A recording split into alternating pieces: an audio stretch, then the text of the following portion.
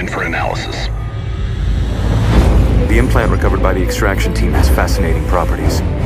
An instant transfer of consciousness, even at the moment of death. So much blood has been spilled in the name of our faith. Too many have died at the hands of Imperiums. Imagine the military application. But we have been blessed. I will unleash this new power and end all. We cannot allow one nation to control it. They have done enough to leave their mark on history. Their soldiers would be dangerous beyond measure.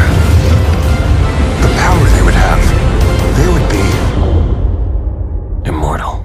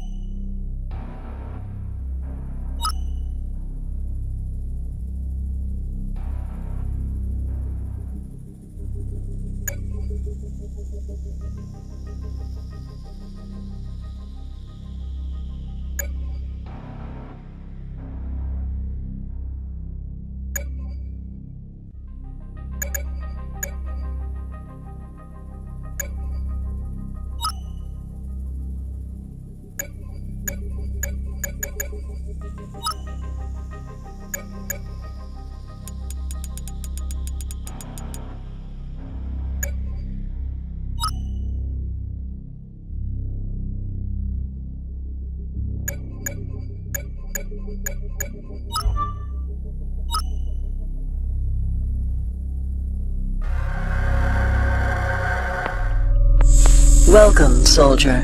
You're about to jump into a galaxy of opportunity, wealth, destruction, and death.